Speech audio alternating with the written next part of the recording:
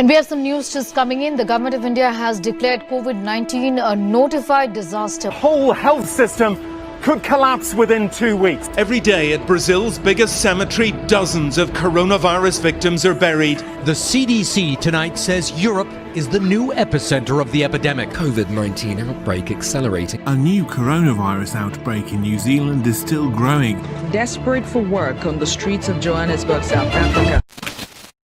So what really is the novel coronavirus? Why did it happen? And could it happen again here in India? COVID-19 is a zoonotic virus just like other coronaviruses, SARS and MERS, that occurred in 2003 and 2012 respectively. Zoonotic viruses are infectious diseases that occur in non-human animals and jump to humans in close contact. This is similar to the H1N1 swine flu influenza virus or the swine flu that caused the pandemic back in 2009, and the 1918 subtype H1N1 avian influenza virus caused a pandemic and led to 50 to 100 million deaths worldwide. It is regarded as the deadliest pandemic ever in the history of mankind. The primary reason why such deadly zoonotic viruses appear is due to the fact the way we treat and keep our domesticated animals. When animals are forced into concentrated areas and huge crowds, such as in factory farms, these places become the breeding grounds for animals to develop several zoonotic diseases which can mutate at any moment and jump to humans in close contact. This also holds true for wet markets where large number of animals and humans are in close contact,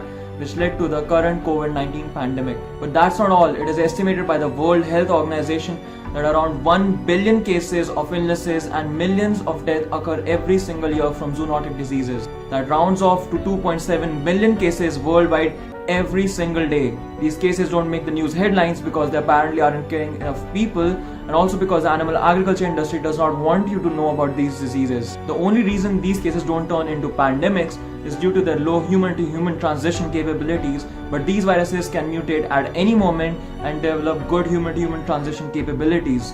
This is how the current COVID-19 or the SARS-CoV-2 became a pandemic. Now, contrary to popular belief, factory farms, butcher shops and wet markets also exist in India, and in enormous numbers. There are hundreds of illegal and legally sanctioned butcher shops and meat shops all across Delhi and NCR. The municipal corporation issues licenses to these meat and butcher shops in direct violation of the Food and Safety Standards Act 2006. Not only this, but there are at least 12 major internet-listed wet markets and many more unlisted ones all across NCR that are being allowed to operate even during the pandemic. People in huge numbers are gathering in these wet markets every single day for individual and business purposes, as these wet markets provide meat to the majority of hotel and restaurant businesses all across NCR. But let's just say that the meat did not come from these wet markets but from slaughterhouses. There are only a handful of legal slaughterhouses in the NCR while many more illegal ones. And even of those legal slaughterhouses conduct practices that break every single law regarding basic food safety standards and animal welfare standards you can imagine. A video uploaded in 2016 shows the surprise inspection carried out by the mayor of East Delhi Municipal Corporation and other officials of Ghazipur Slaughterhouse, Delhi. Upon inspection, it was found that there was no water kept for animals in lairage before slaughter.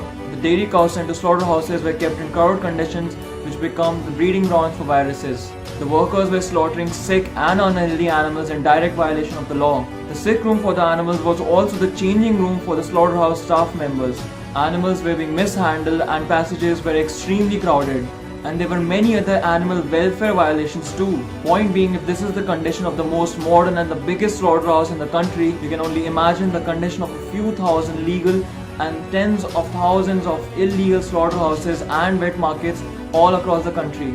And if this is not bad enough, our government during the pandemic decided to invest 15,000 crores in the animal agriculture industry to create more jobs in that sector, the sector that created the current pandemic. For all we know, the next once in a week or once in a month meal you may choose to have that contains animal products or animal meat may very well be the one that funds the next pandemic.